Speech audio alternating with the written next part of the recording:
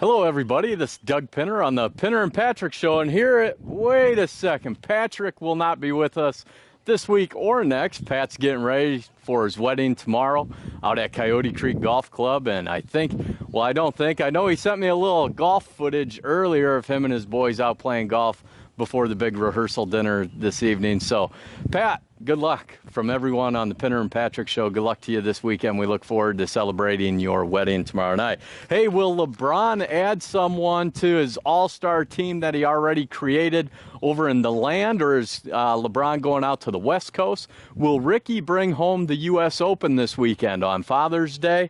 We are 71 days away from Mayweather-McGregor fight. Who you taking? I got my money's on Mayweather. And then Chris Sale brought the heat last night over in Philadelphia. He was so hot in his complete game that he set the fire alarms off, and they had to kind of postpone the game until they get those turned off. All for naught, though, and a loss for the Red Sox. However, the Red Sox are playing some solid ball. We're going to jump right into Golden State Warriors won the NBA Finals in 5 games. It's no surprise. Kevin Durant, the NBA MVP. Durant was just off the chart good in the NBA Finals. He was that X factor that Cleveland just did not have the answer for. I think Lake Thompson just isn't getting the recognition he deserves either. He was on some shutdown defense. Draymond Green still running his mouth yesterday in their parade calling out LeBron. He and LeBron are friends, so it's more friendly ribbing that those two are going back and forth on. But again, Draymond Green doing what he does best, and that's chatting it up. I still cannot believe during the final game that Steve Kerr, they assessed the technical that was originally assessed to Draymond Green over to Steve Kerr to keep Draymond Green in the game. There's a lot of hot topics on that situation. Let me just run through some of the numbers on Durant. He was averaging about 56% from the field, 47 from three-point land, 93% from the free throw stripe, putting up about 35 points a game in the finals. His last game, and this is where the cream rises to the crop, and they do not buckle under the pressure, rather they overperform. His final game, he shot 70% from the field, 63 from three-point land, 100% from the charity stripe, and he put up his game-high NBA Finals 39 points to bring the victory to Golden State. Local boy Sean Livingston, I think that's a couple trophies now under Sean's belt. Excited to get Sean back home. Hopefully he will be joining us on the Pinter and Patrick Show here in about 4 or 5 weeks. Trying to get him on the show, see if we can't get that trophy over here as well. Kevin Durant, your NBA MVP, I think he won it hands down. It's good to see. Some people were just saying he went over to Golden State to win a ring. I don't fault him for that. In business, if you can do better for you and your family, I'm sure you would do the same opportunity. So good job to Kevin Durant and Golden State. Now, will Golden State be able to hold that team together for next year and make another run? People are forgetting about the Boston Celtics. Celtics, they made a good run. They challenged the Cavs in the NBA Finals playoff there. They also get the #1 draft choice, and there's already guys on the West Coast talking about coming over to Boston. Maybe LeBron bounces out to the West Coast. Why? Maybe he doesn't think they'll have the firepower to get past Boston. Who knows? Time will tell. When LeBron was asked about these dream teams or all-star teams, quote, "I don't believe in them. I've played for a super team. I don't believe that I'm on a super team." LeBron, you're drunk. Go home. Makes no sense to me. LeBron, you know as well as everybody else, when you had a press conference declaring you're taking your talents to Miami, you were trying to create a team to win championships, which you did, and then you went back to Cleveland. I applaud him for that. Bring a championship to his hometown, but just own it. I mean, own it. You did it. You're doing it right now, and you're looking to bring someone into Cleveland or head to the West Coast to build a final dynasty on your way out. I did a little research. This is not the first team, or LeBron is not the first guy to do it. The '94 Rockets won with Olajuwon. They realized they needed more supporting cast, so what they did is they brought Clyde Drexler on. They traded 4 studs on that team for Charles Barkley to put a run together for the NBA Finals, only to fall short in the finals. Then in 03-04, you got the Lakers. You got Shaq and Kobe and Peyton, and I forgot all about Malone going over there, but Malone was on that team. And then how about our 07-08 Celtics? You had Paul Pierce. You know, Paul was getting up there in age. So what'd they do? They brought over Ray Allen and Kevin Garnett, and they won that championship. And Ray Allen hit that three-point shot in the corner to get them to the finals to win that. And then finally, the 10 and 11 Heat with the Bosh, Wade, LeBron. Then LeBron goes over to Cleveland. He's got Love, he's got Irving, he's got J.R. Smith, a bunch of role players, Darren Williams, and the list goes on. I think a lot of those guys just played ghost minutes in the NBA Finals. They buckled under the pressure. Golden State rose to the challenge. Hence, what the heck is going on here? We got some laughter in the background. Hey, I know sports is a little slow and I talk slow, but we're getting through it. Cubbies. Cubbies are under 500 ball this year. A lot of the Cub fans are just kind of walking around hanging their heads. Keep your heads up. We get swinging the bat, get a lineup in place. We had a lot of people texting the show after last week with ideas for rotation for batting order. The problem I'm seeing with a lot of you emailing into the show, you can email the show at peoriail@anytimefitness.com. And if we find it legit, we'll cover your topic. But a lot of people are putting right hand, lefty. Everyone knows Madden likes to go left, right, just so later in the game when we get into the bullpen, it shortens up their bullpen. That manager has to make some calls on who's coming in to pitch. What a great day to be out on the lake boat, and we're out here at Lake Camelot. We got Budget Builders. We're going to take a look at their deck as soon as we finish up the sports here. So Rizzo, he's the best leadoff hitter of all time for the Chicago Cubs. 2 home runs, ton of RBIs and hits. He's doing fantastic. I don't see him in that leadoff role much longer. I think Schwarber will get back into that after he gets a little bit more BP in the dugouts. Best pitcher. We had a person email into the show asking what's the best pitcher / game we've ever seen. A lot of people replied the baby Bulls and Brano when he threw his no-no, or how about Arrieta? He threw 2 no-nos late in the season and then first part last season. For me, it's Kerry Wood when he had the 20 strikeouts and they were stacking the K's out in left field and they ran out of room, and it was just a drunken affair out in the bleachers. It was awesome. I could watch that game every day and be entertained. 20 strikeouts. Faces 27 batters, right? Quick math, 9 innings. That's just unbelievable. A record that I think will hold its own for a long time to come. Let's get over to our Cardinal fans. Cardinal fans, your bullpen's worse than the Cubs batting. Don't give up, though. I see you guys making some trades here around the All-Star break, beefing up that bullpen so that way you guys can, I think the Cardinals are one of the better teams, obviously, in the NL Central for the first 5 innings. After that, it's a crapshoot. I think you're one of the worst. It's that bullpen costing you games, just like last night. Thames came in for the Brewers, hit that 2-run homer in the bottom of the 9th, walk-off to win 6-4. Cardinals took a loss. They're sitting at 30 and 35, 4.5 back behind the Brewers. Who saw the Brewers coming? Barney sliding down the slide every time I turn SportsCenter on. They're just playing out of their minds. Can it continue? I don't know. Only time will tell. I do think the Cubs and the Cardinals will make a run for first place as well as that wild card playoff. It'll be interesting to see what the managers in the office, the front office, the trades they make around that All-Star break to clean things up. Quick little tip for you, or knowledge, Thames, for the Brewers. When he hits a home run, the Brewers are 14-2, hence that 2-run dinger last night. Fowler hit a home run, Carpenter 2 hits, all for naught, though.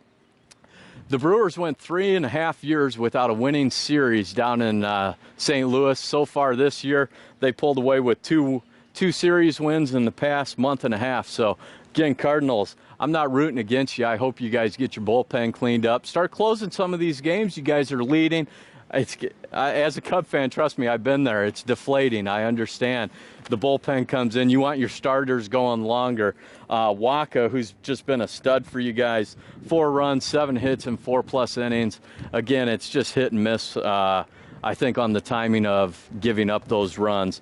Tonight, you guys are playing Martinez. He's 5-5, 2.95 ERA at Baltimore, 6:05 game. Martinez coming off, first shutout, full, complete game. I think Cardinals will pull that victory out. The only prediction I've been right on so far is Golden State winning in 5. Other than that, my Cubs sweep out on the West Coast actually turned into the Cubs being swept. So that was a real backfire. Thanks for a lot of my friends out there pointing that out. Let's talk about the U.S. Open. U.S. Open, bunch of crybabies up there in Wisconsin. Oh, they're rough. It's too hard. Well, isn't golf supposed to be challenging? The U.S. Open, in my opinion, is the most challenging tournament on the PGA Tour. A close second with the British Open if the winds get up. The reason the USGA claimed that they mowed the fescue is, trust me, as a professional golfer, hitting out a dry fescue, you can possibly do that. Hitting out a wet fescue that's laid over, one, you're lucky to find your ball because that ball just gets embedded down there and it's just so tangly and gnarly. Even if you do find it, you're not able to get out of it. So I think it was a good choice by the USGA to mow back some of that rough. I did a little bit of research. I find it fascinating. Erin Hills up there in Wisconsin, what they did is the superintendent knew that they were going to have to start baling this fescue every single year. He was anticipating around 500 bales when they started baling. Took his crew out, watched some farmers bale hay, kind of got the process. They went back. They actually baled 3,480 bales of hay. Superintendent's like, what are we going to do? We don't have that much cattle out here on the golf course. So he actually went into town there. It's an Amish-style country land up there, ordering some furniture, and he was talking to a guy that owned the store, and he goes, we're in need of hay for all of our livestock. So come to find out, all the garbage cans and benches and beds and tables in these lodges are made by the Amish and trade for all the bales of hay every single year. I thought that was a little fascinating fact for you. Ricky Fowler, I was not able to get online before hopping on the camera here to check stats, but Ricky Fowler was your leader at 7 under par yesterday. After Ricky leads the majors, here's his final 3 majors after leading. He posted a 76 in the second round. Next event, 79 second round. Third time around after leading a major, he posted another 76. I hope Ricky is able to top that today and shoot a good low number. Boy, he looked focused. There's a lot of star-studded players in the field, so it should be a fun day on Father's Day. I plan on taking my dad to church, to golf, maybe throw some chicken on the grill and catch the end of the U.S. Open. I'm hoping at the end of the day Fowler captures that. Seems like a good person for the sport. He takes time to sign the autographs. A lot of kids look up to him. He's single, living the life. Why wouldn't you pull for Ricky? A lot of stars out there in the field. So, hey, we're going to be right back on the Pinter and Patrick Show. No Patrick. Speaking of golf, he's out teeing it up today, getting ready for his big weekend, getting married. We're going to have our good friend Terry with Budget Builders. We're back out here at Lake Camelot. Lake in the background, obviously. Tubers. It's a beautiful day. Boy, oh boy. The square footage that these individuals invested into putting this deck on this home is just unbelievable. I'm excited to get Terry up here and ask him some questions. We'll be right back with you on the Pinter and Patrick Show. Hey, Doug Pinter back here on the Pinter and Patrick Show with our good friend Terry. How are you today, buddy? Good, real good. I'm telling you what, Terry, this deck is amazing what you guys have done in such a short amount of time. Yeah, it's pretty big. I'd still be trying to set the first post going. I think I messed it up somewhere when I showed up. Yeah. Talk to me a little bit about this project. I can't wait. I mean, you added such value to these homeowners' home. But talk to me, how's the project been from start until now? You run into any issues or everything pretty smooth sailing? A few. We had some rain that kind of got us in a little bit of, delay here and there. We worked through it. I know you were digging holes by hand, correct? Yeah. Couldn't get the machine around? Yeah, got that taken care of. Got the post set. Still running with the mud and this and that other stuff. Then, of course, we ran into the heat. Yeah. So, and being up here, it's kind of warm underneath is nice, but up here isn't. I tell you what, nice breeze overlooking the lake. You put a composite deck down. Last time we were here, Terry was just set the poles. He was starting to actually mapping out the layout up here. But now today you got the whole upper side done, the railing, the stairs. Talk to me about some of the do's and don'ts, the composite decking. I know we were talking about how to treat it. Can you walk through that? Basically with composite, all you really have to do is mop and hose it, mop it down, brush it with a broom. Don't use a pressure washer, because it'd be no different if you put the wrong nozzle on it. You're going to splinter it, and it's not cheap wood. It's just like if you try to pressure wash your house and you use the wrong nozzle, you're going to put a hole through your siding. So it's basically, try not to use a pressure washer. Use a hose with the shower head on it. Use a mop, soap and water. Brush it off with a big broom, or, you know, like I said, a mop, and then you're good to go. Keeps it clean. You were talking also about the windows on the back of the house. Obviously, the sun's a little bit behind us right now, and not to open windows to cause reflection to hit the wood, because that will fade it, correct? Right. It'll leave like a stain. It's no different than any treated wood or anything like that. If you leave a window open and it magnifies down onto it, you're going to leave a burnt mark or a stain mark onto the composite. And so anybody that's got windows and stuff in the summertime, especially when the sun's on the southwest side of the house, try not to keep them open. And if you can, and you don't notice a reflection, you're okay. But if you notice a reflection onto the composite or any wood deck or, you know, cedar deck, try not to do that, because that'll automatically fade it quicker. Basically just like heating it up with a heat gun. Yeah. So our good friend Terry with Budget Builders. Terry, I know you're on Facebook and your website. What's your website again? It's budget1builders.com. And you know what? I love, you're the go-to pro. You're thinking southwest side, where's the sun, how's the house lay? Things that most of us would never think of. So I like how you have tips along the way, and you're thinking downscope. Yeah. Create a great atmosphere once they get this deck totally done. Yeah, I can't wait, because it'll be the most elegant deck I've built. We're going to be wrapping all the posts. You're not going to see any wood anywhere. Yeah. Of course, with it being treated wood, we got to put house wrap on it, because when you wrap them in coil and you don't put the house wrap on it, the treated material will oxidize the coil, so it'll actually rust the coil. So you house wrap it, and then it's good to go. Then you're not even going to notice. And let's talk about these railings. You said, what's the pressure on these? These are 290-pound pressure up against it. I didn't want to lean on it too heavy. Yeah. Back in my day, I could have knocked it over, Yeah. but that's nice and Yeah, sturdy. it's aluminum composite, powder coated. Again, no maintenance to it. You don't have to do anything with it.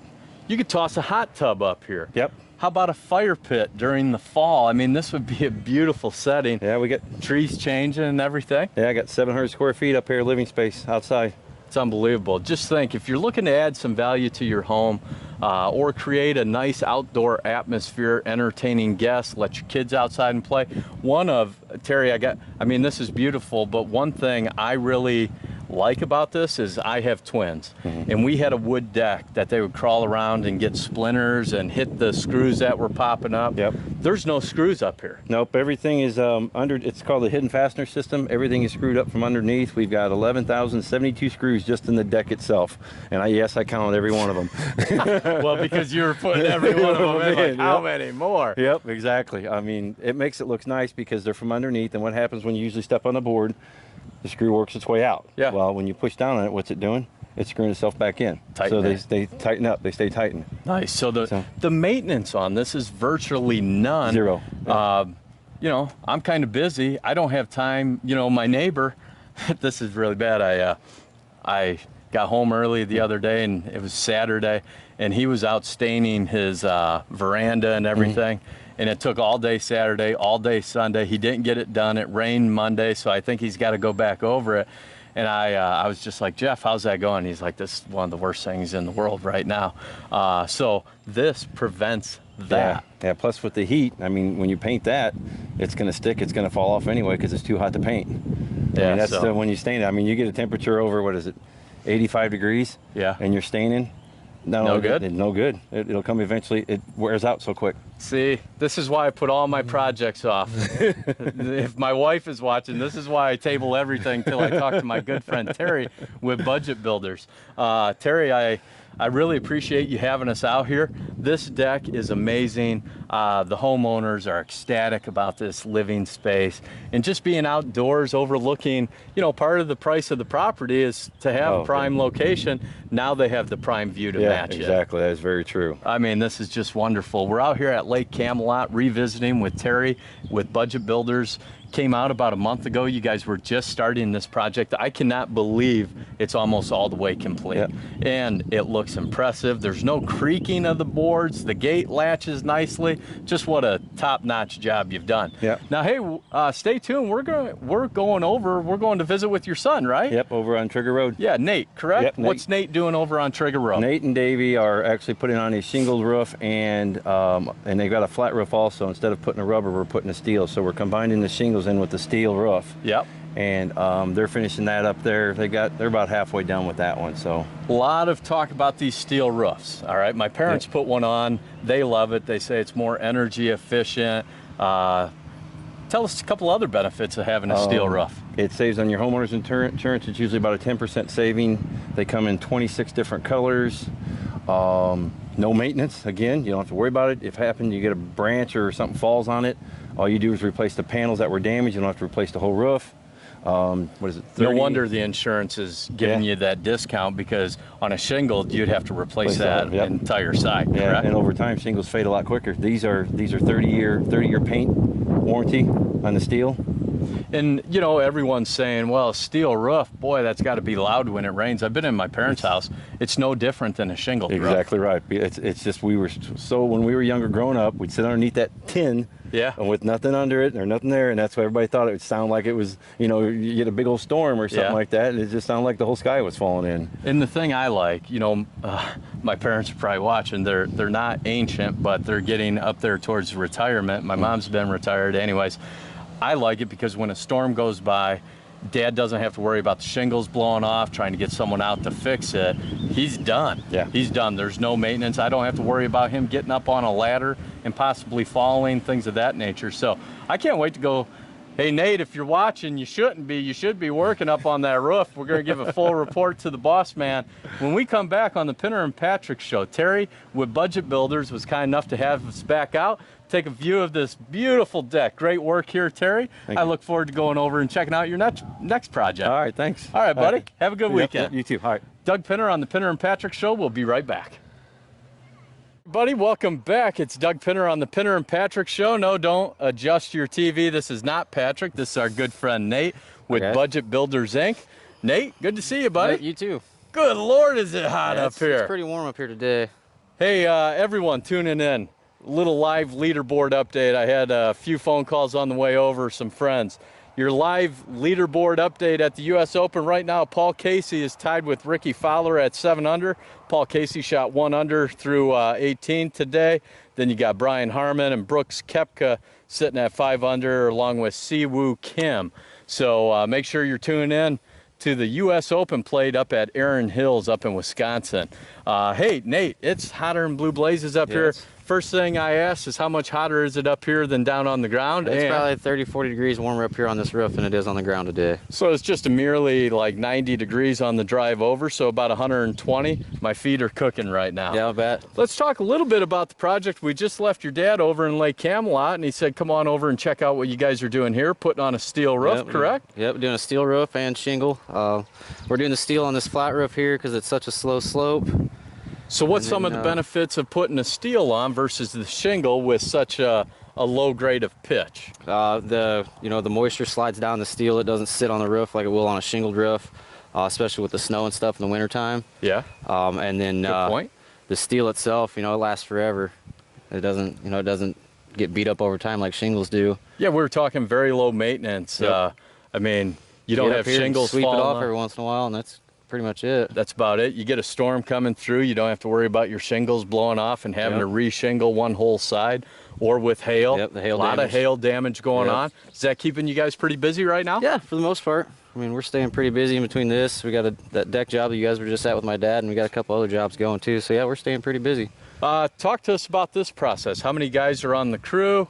What's the time frame on this? Well, it should be done, I would assume, by Wednesday at the latest. We've got about 3 or 4 guys on occasion here. Sometimes there's only 2 of us. Yeah. But we're moving right along. Yeah, it looks like you guys have everything tacked down. Yep. Looks like you guys are ready to lay the steel, get the shingles rolling. What about your cleaning process? I was talking. I used to peel roofs for a living. When we tear it off, we put tarps down around the house and just kind of throw everything on the tarps, and then usually we'll have one guy cleaning up as we're going, you know, taking the stuff to the dumpster, throwing it in the dumpster. And then when we get done, we'll run a magnet, you know, 10, 15 feet out from the house all the way around it, make sure we get all our nails and stuff like that. Nice. So yeah, that way there's no kids getting a nail kids, in the foot, car tires, lawnmower tires, stuff like that. Yeah, so we got our good buddy Nate with Budget Builders Inc. out here on the north side of Dunlap. I think it's technically Kickapoo area. Beautiful day, sun shining down. It's about 100, well, it's like we're standing on the sun shooting this show.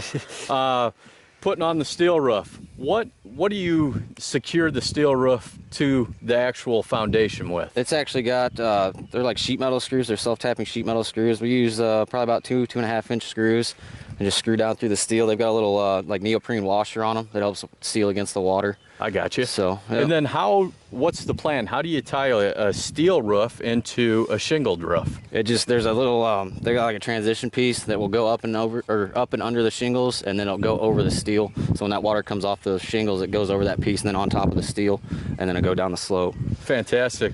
We're going to get the homeowner out here. I have a few questions for him as to why he's going to steel versus partially shingled. Looking forward to hearing what James has to say. So Nate, our good friend with Budget Builders, up here on top of this roof, it's just hotter than heck. How about we get back down on the ground in some shade, buddy? I could definitely use the water. All right. We'll be right back on the Pinter and Patrick Show. Stay tuned. Hey, it's Doug Pinter on the Pinter and Patrick Show. We have our homeowner, James, on with us. It's a lot cooler down here. James, we were just visiting. I understand you had some hail damage. This is the second roof you're putting on your home in about a year. About a year, that's correct, yes. I understand you had Budget Builders Inc. come out because maybe the company that, not maybe, but the company here before might not have been as thorough as Terry and his crew. Can you elaborate a little bit on what Terry found when he started pulling up those old shingles? Sure, exactly. Initially, we brought Terry out here to take a look at our rubber roof that needed to be replaced. He encouraged us to consider steel, so we thought that was a pretty good idea, so we told him to go ahead and do that. As he got up on the roof and he started to lift the layers up on the roof, he noticed that we had a lot of damage. We had a lot of plywood going like this, so he said that the whole building, our whole house, needed to be resheeted. So we're in the process. We just finished that up. And now we've got the guys up there starting to lay the shingles down. How's the process been working with Terry and his crew? Terry's excellent. The crew, they're excellent. They're very polite. They make sure that they clean up before they leave. Couldn't ask for a better crew to be on the job. We've been really happy. So, I mean, it had to be a little disheartening. You've had a company out here before. They may have not done that thorough job that, you know, us as consumers are expecting. Absolutely. So when Terry brought that to your attention, did you think, oh boy, here we go again? Absolutely. I mean, we're literally having deja vu because this is the second roof now in 1 year that's been installed on this house. And the first time it was installed, it wasn't installed correctly. And now it is. I mean, now we're getting new sheeting up there. The house looks great. Even the way the tiles are laying down, nice, flat. It's night and day compared to what we had before. And I can only imagine the frustration level because it interrupts your day-to-day living. Absolutely. But now you know it's getting done. It's getting done the right way. That's and right. with the steel going up, sounds like you'll never have to worry about that again. That was the biggest selling point with the steel, is that once it goes up, it's pretty much going to be there forever. We're excited about that. Well, James, I appreciate you having the Pinter and Patrick Show out here. Up on the roof earlier where it's about 189 degrees, taking time out of your day. It's Pinter and Patrick Show, being brought to you by Budget Builders Inc. We were visiting with Terry earlier out in Lake Camelot. Make sure you get back to the beginning of the show and check out the update on the deck. I covered sports. We covered NBA Finals, Kevin Durant, your MVP, the U.S. Open. Then we just came out here to north end of Peoria. Check out James' roof project. That's coming along rather smoothly. I appreciate you taking time out of your day, James, and having us out here. My name is Doug Pinter on the Pinter and Patrick Show. Have a great weekend, everybody, and happy Father's Day to all you dads out there. PeoriaLife.com